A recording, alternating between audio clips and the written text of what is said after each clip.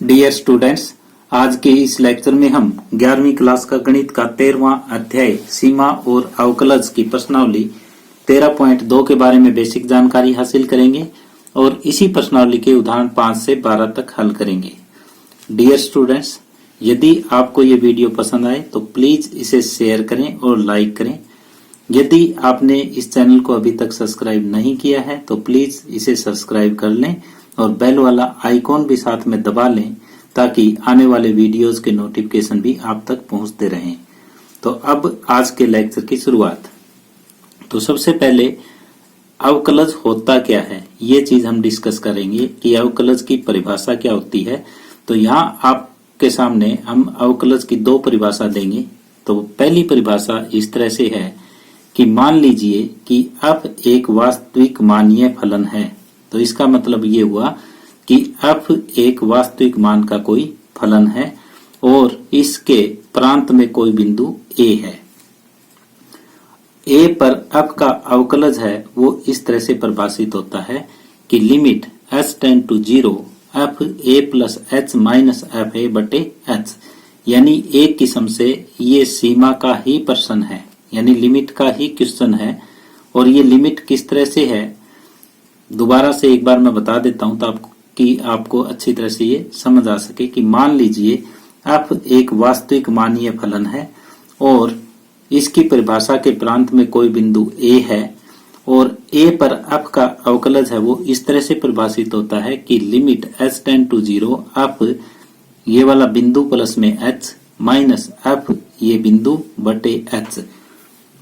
और इसका अवकलज तभी परिभाषित होगा जब ये जो लिमिट का प्रश्न है इस लिमिट का कोई अस्तित्व हो, यानी बशर्ते कि इस सीमा का कोई अस्तित्व हो। a पर fx का अवकलज जो है वो f डैश a से निरूपित किया जाता है, यानी a पर f का अवकलज है वो इस तरह से परिभाषित होगा। यहाँ पे आपको अच्छी तरह से क्लियर हो जाएगा। f का अवकलज a पर निम्न प्रकार से परिभाषित होगा।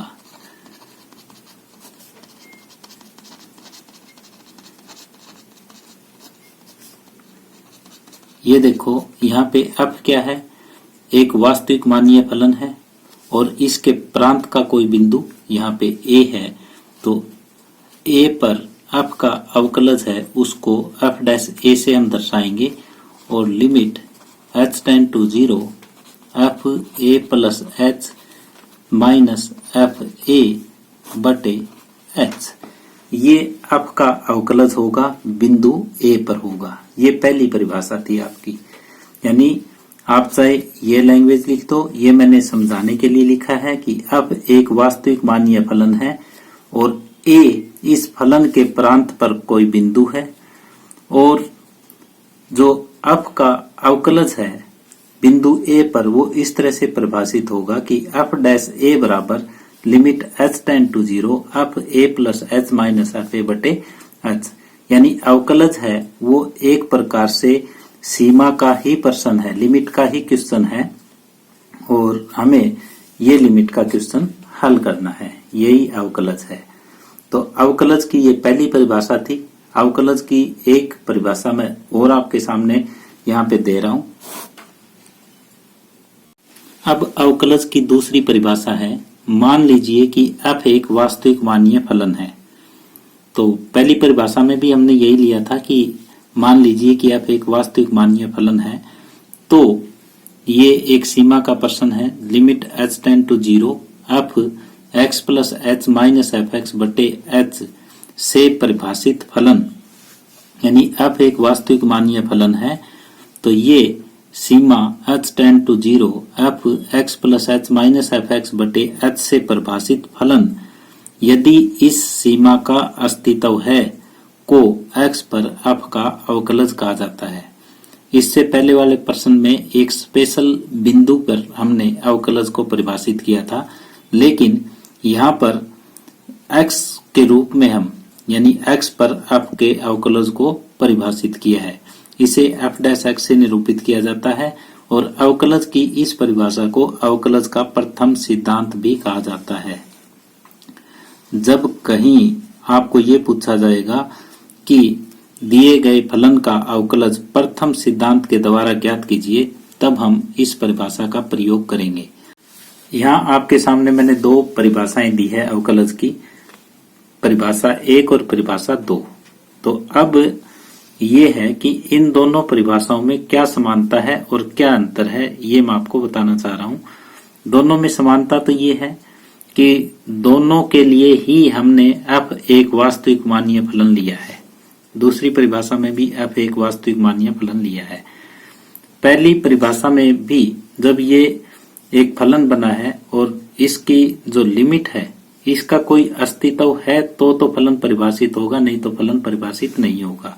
यही सेम बात यहाँ है कि ये जो फलन हमने लिया है, लिमिट का जो पर्सन है, ये अगर इसका लिमिट का कोई अस्तित्व होगा तो आपका अवकलज परिभाषित होगा, नहीं तो नहीं होगा।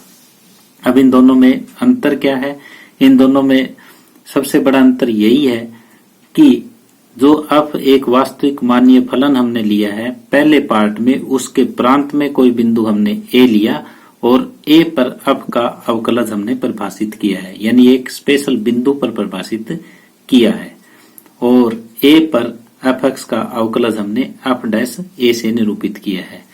और दूसरे में हमने प्रांत में कोई बिंदु a ना लेकर के जर्नल हमने x पर, यानी फलन जो दिया होगा वो भी हमें x में दिया होगा और x पर f का अवकलज हमने परिभाषित किया है, यानी स्पेशल बिंदु पे परिभाषित नहीं किया। पहली परिभाषा में प्रांत के एक बिंदु पे हमने परिभाषित किया है और दूसरी परिभाषा में हमने जर्नल x पर f का अवकलज परिभाषित किया है और इसे f डैश x से निरूपित किया जाता है। और ये f डैश x इस परिभाषा से अगर हम ज्ञात करते हैं तो अवकलज का ये प्रथम सिद्धांत भी कहा जाता है। तो इस तरह से ये दोनों परिभाषाएं मैं उम्मीद करता हूं कि आपको अच्छी तरह से समझ आ गई होगी। अब आगे हम उदाहरण हल करेंगे। उदाहरण नंबर 5 है, x बराबर 2 पर फलन f(x) बराबर 3x का अवकलज ज्ञात कीजिए।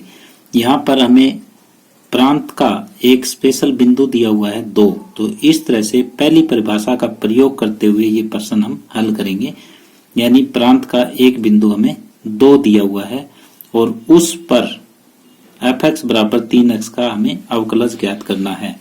x बराबर 2 पर f का अवकलज हमें ज्ञात करना है, तो इसका मतलब परिभाषा पहली जो है उसका हम प्रयोग करेंगे।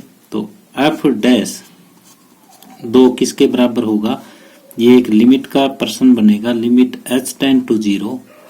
f फार्मूला ये होता है, फार्मूला मैं लिख देता हूं कि f डैश a बराबर limit h tend to 0 f a plus h minus f a बटे h, ये f डैश a होता है। तो यहाँ a की जगह 2 है, तो limit h tend to 0 f ये हो जाएगा 2 प्लस h माइनस f 2 बटे h, यानी एक किस्म से ये सीमा का प्रश्न ही हमें हल करना है। तो ये हो जाएगा limit h tend to 0 f x बराबर 3x है, f 2 प्लस h, यहाँ x की जगह 2 प्लस h लिख दो, तो ये हो जाएगा 3 गुणा में 2 प्लस h, माइनस में f 2 कितना हो जाएगा, x की जगह 2 लिख दो, 3 गुणा में 2 बटे h। तो ये हो जाएगा लिमिट h टेंड टू 0 3 दूनी 6 प्लस में 3h माइनस में 6 बटे h। तो ये देखो 6 माइनस का ये 6 प्लस का कट जाएगा, तो ये आ जाएगा limit h tend to 0 3h बटे h, h से h कट गया, उत्तर आ गया 3। तो इसलिए f डैश 2 बराबर 3, ये उत्तर आ जाएगा हमारा। तो एक बार फिर मैं रिपीट कर रहा हूं, पहला प्रश्न है ये। तो उदाहरण नंबर 5 है, x बराबर 2 पर फलन f(x) बराबर 3x का अवकलज कीजिए, यानी स्पेशल बिंदु पर हमें अवकलज करना है। तो इसलिए पहली परिभाषा का हम प्रयोग करेंगे और पहली परिभाषा हमारे पास क्या है? पहली परिभाषा ये है कि f डैश a बराबर limit h tend to 0 f a plus h minus f a बटे h, ये परिभाषा है। इस परिभाषा का हम प्रयोग करेंगे। तो a की जगह हमारे पास 2 है, तो ये आ जाएगा एफ डैश 2 बराबर limit h tend to 0 f 2 plus h minus f 2 बटे एच। तो ये देखो एफ एक्स बराबर हमारे पास 3x है, तो हमें वैल्यू चाहिए एफ 2 प्लस एच की, तो x की जगह मैंने 2 प्लस एच ऐसे लिख दिया, तो 3 गुणा में 2 प्लस एच ये आ जाएगा, 3 दूनी 6 प्लस में 3h। तो इसी तरह से अब 2 भी हम ज्ञात कर सकते हैं, 3 गुणा में 2 तो ये आ जाएगा 6। तो ये दोनों वैल्यूज हमने यहाँ रखी, फिर 6 से 6 कट जाएगा, 3h बटे 3h बटे h से h कट जाएगा, उत्तर आ जाएगा 3। तो इस तरह से उदाहरण नंबर 5 कंप्लीट हुआ। अब आगे उदाहरण नंबर 6 है, x बराबर -1 पर एफ एक्स बराबर 2x square plus 3x minus 5 का अवकलज ज्ञात कीजिए और यह भी सिद्ध कीजिए कि एफ डैश 0 प्लस में 3 एफ डैश -1 बराबर 0 है। तो x बराबर -1 पर भी हमें इसका अवकलज ज्ञात करना है और x बराबर 0 पर भी एफ एक्स का अवकलज ज्ञात करना है। तो स्पेशल बिंदुओं पे हमें ज्ञात करने हैं। तो इसका अर्थ ये हुआ कि पहली परिभाषा का यहाँ पे प्रयोग करना है। पहली परिभाषा हमारे पास क्या है कि एफ डैश ए बराबर limit h tend to 0 f a plus h minus f a बटे एच, ये है पहली परिभाषा। यहाँ पहले x यानी ए बराबर -1 हम लिखेंगे, तो एफ डैश -1 ये हो जाएगा F -1 plus h minus F -1 बटे एच और लिमिट एच टेंड टू 0। ये परिभाषा का मैंने x इज इक्वल टू -1 पे प्रयोग किया है। तो ये आ जाएगा limit h tend to 0 f -1 plus h, ये हमें ज्ञात करना पड़ेगा। तो ये हो जाएगा, जहां जहां x है उसकी जगह -1 प्लस एच लिख देंगे एफ एक्स में, 2 गुणा में -1 प्लस एच का वर्ग प्लस में 3 गुणा -1 प्लस एच और माइनस में 5, ये आया एफ -1 प्लस एच का मान। अब एफ -1 का मान तो ये होगा 2 गुणा में -1 का वर्ग प्लस में 3 गुणा में -1 और माइनस में 5 और बटे हो जाएगा h। तो ये लिमिट h टेंड टू 0, ये 2 गुणा में ये a माइनस बी का वर्ग हो जाएगा, तो a square plus b square minus 2ab और प्लस में ये 3 गुणा में -1 प्लस h, 3 गुणा में -1 प्लस एच -5 और दूसरी ब्रैकेट में ये हो जाएगा 2 -3 -5 बटे एच।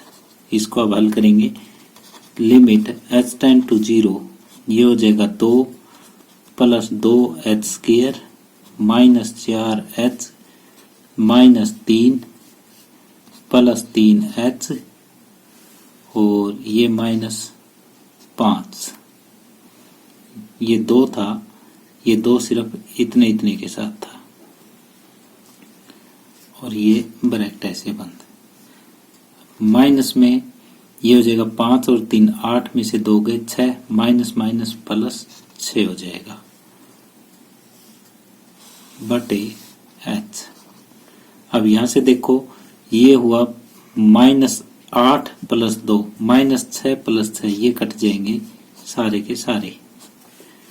अब बचे हुए में से h हम कॉमन ज्ञात कर लेंगे, लिमिट h टेंड टू 0 ये h हमने कॉमन ले लिया, तो यहाँ पे 2h बच जाएगा, माइनस में 4 प्लस 3 बचेगा बटे h। तो ये h से h कट गया। अब h की जगह आपको 0 लिखना है, नीचे वाला h हटाने के बाद फिर आपको 0 लिखना है। तो ये हो जाएगा 2 गुणा 0 -4 प्लस 3 और बटे में 1, तो ये तो 0 हुआ, ये आ जाएगा -1।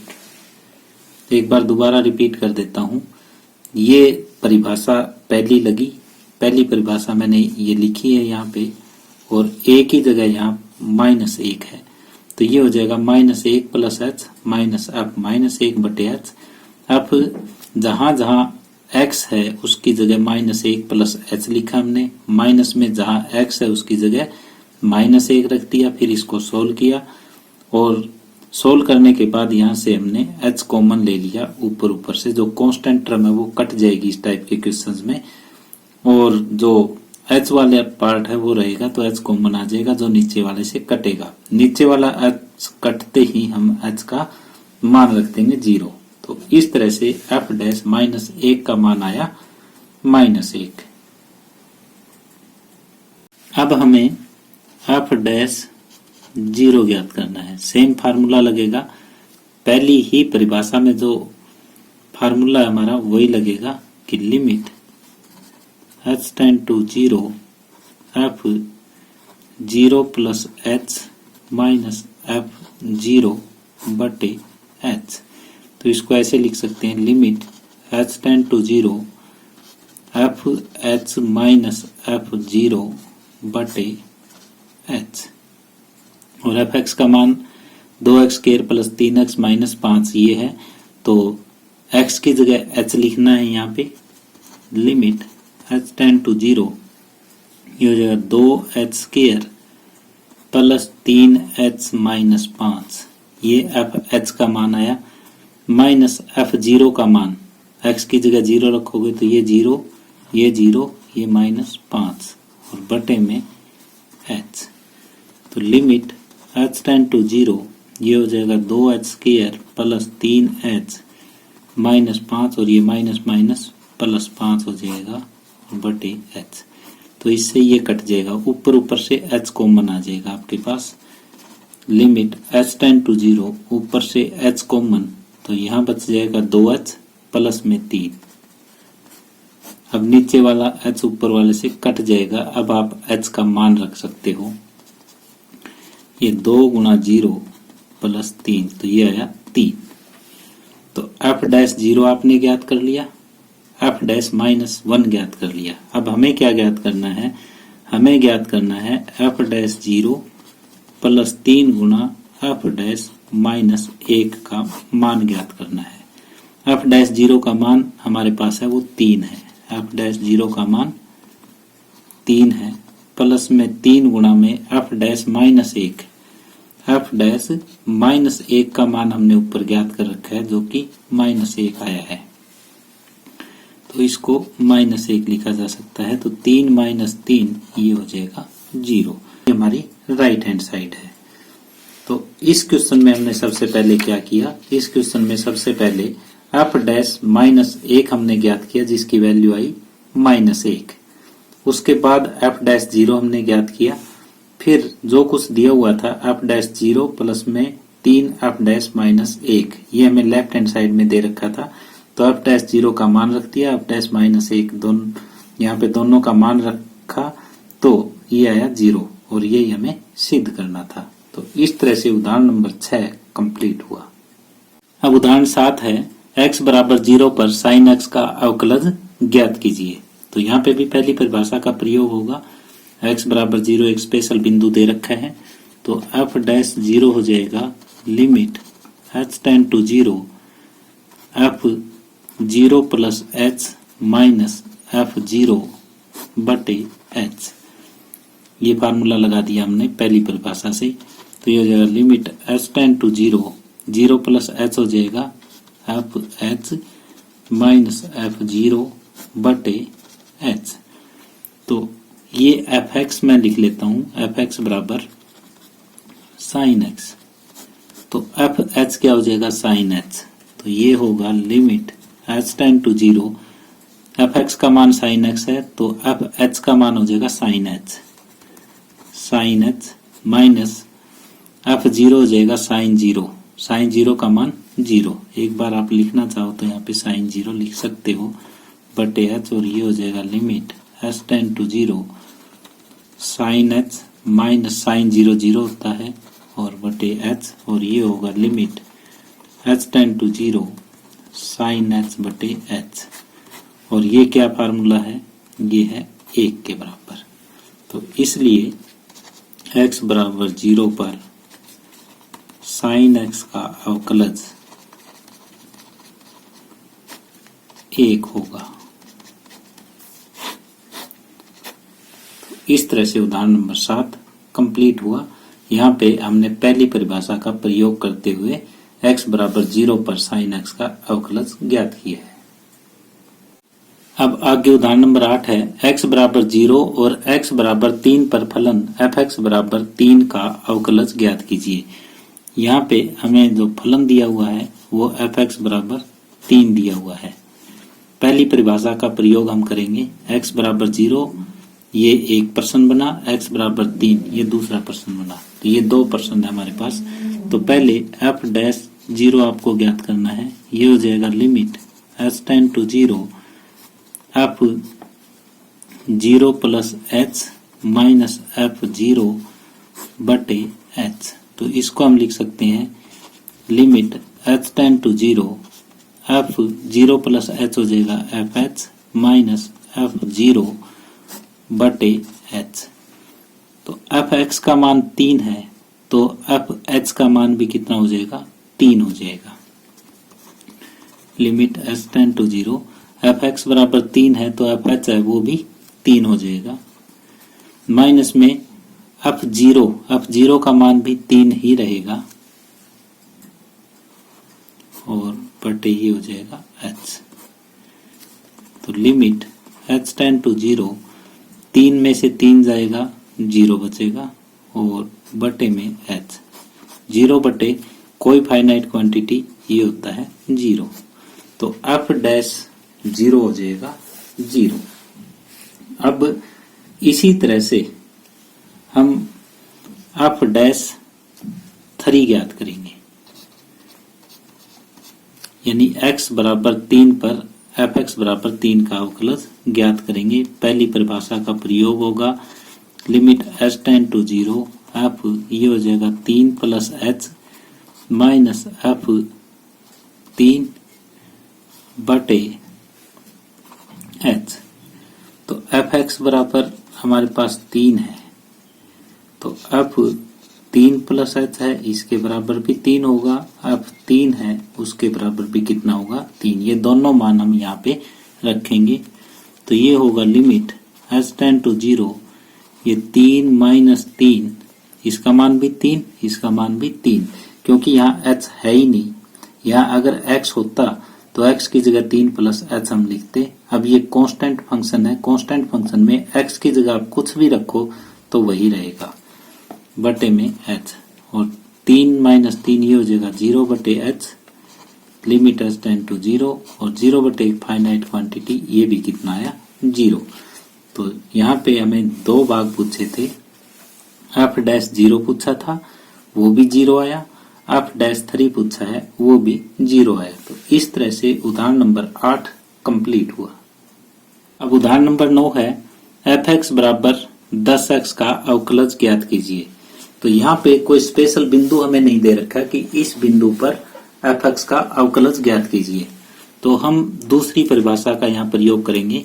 दूसरी परिभाषा क्या है कि f डैश x है वो ये होता है कि limit h tend to 0 f(x) plus h minus f(x) बटे h। यहाँ पे हम दूसरी परिभाषा का प्रयोग करेंगे क्योंकि प्रांत का कोई बिंदु हमें नहीं दे रखा जिस पर f का अवकलज हमें ज्ञात करना है। सिंपली अवकलज ज्ञात करना है तो दूसरी परिभाषा का हम प्रयोग करेंगे। तो ये हो जाएगा लिमिट h टेंड टू 0 जहां fx में x है, x की जगह x प्लस h प्रयोग करेंगे तो ये हो जाएगा 10x प्लस h माइनस में fx का मान है वो 10x बटे h।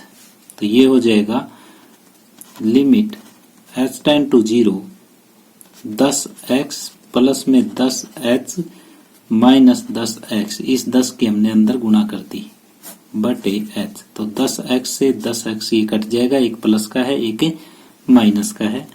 तो limit h tend to 0 10h बटे h, ये ऊपर वाले h से नीचे वाला कट जाएगा और ये उत्तर आ जाएगा 10। तो यहाँ पे हमने दूसरी परिभाषा का प्रयोग किया है। एफ एक्स बराबर 10x का अवकलज x के सापेक्ष है वो 10 आया। तो एफ एक्स बराबर 10x का अवकलज कितना होगा? 10 होगा। तो ये हमारा उत्तर, और इस तरह से उदाहरण नंबर 9 कंप्लीट हुआ। उदाहरण नंबर 10 है एफ एक्स बराबर एक्स स्क्वायर का अवकलज ज्ञात कीजिए। तो यहाँ पे भी कोई प्रांत का बिंदु हमें नहीं दे रखा, तो दूसरी परिभाषा का प्रयोग होगा।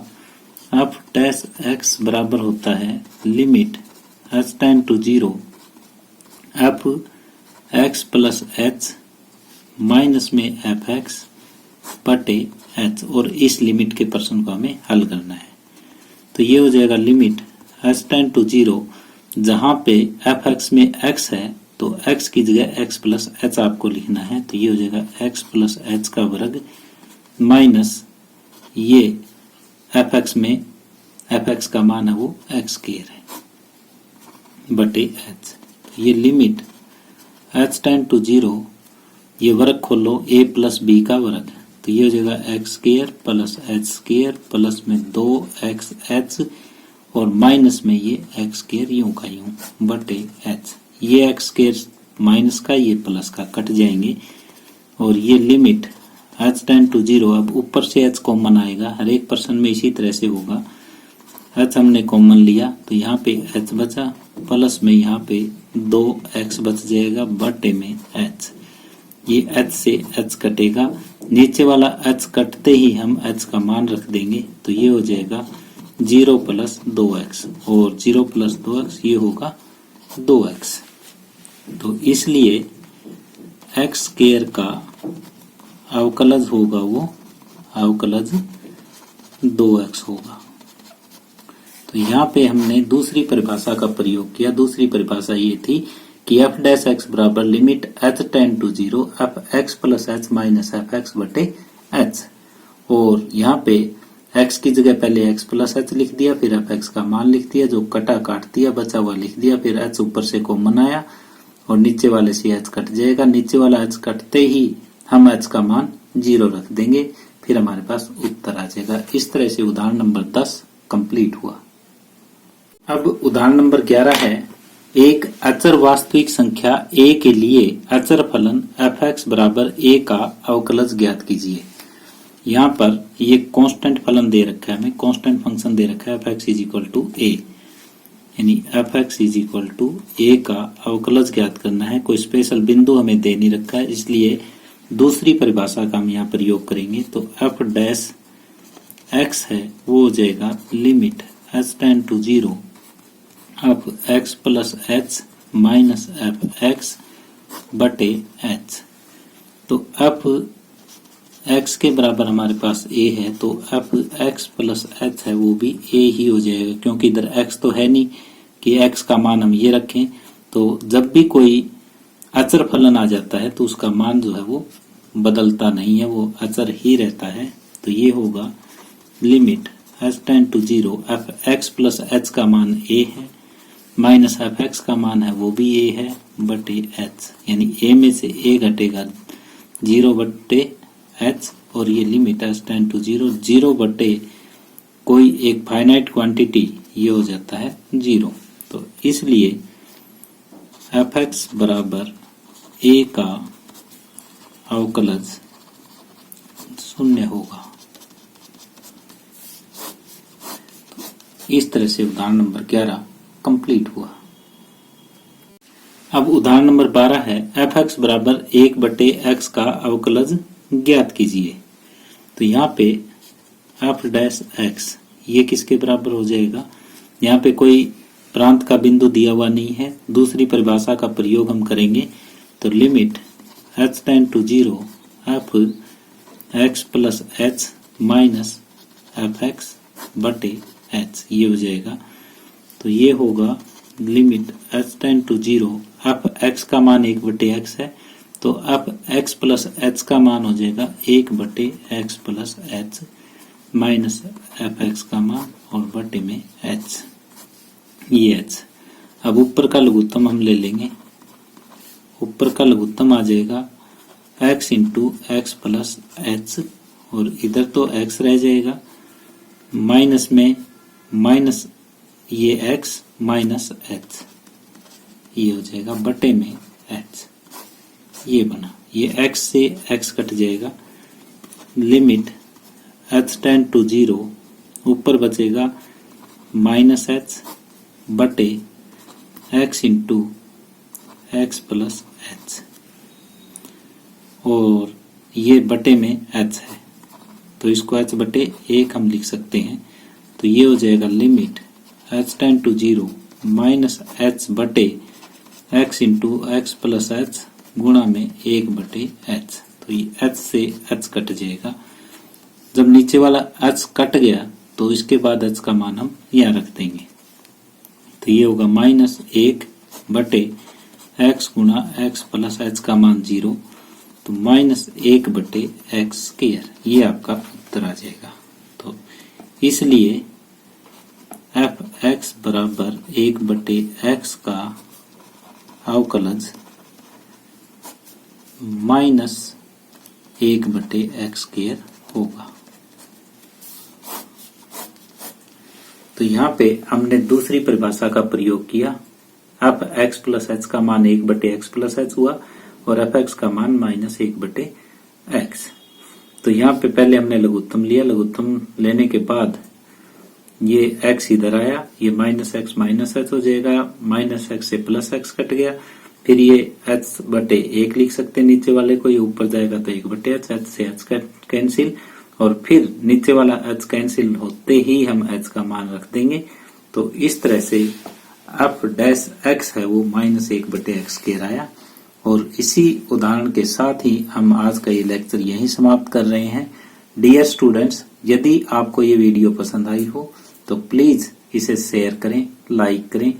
यदि आपने अभी तक इस चैनल को सब्सक्राइब नहीं किया है तो प्लीज इस चैनल को सब्सक्राइब कर लें और बेल वाला आइकॉन भी साथ में दबा दें ताकि आने वाले वीडियोस के नोटिफिकेशन आप तक पहुंचते रहें। धन्यवाद।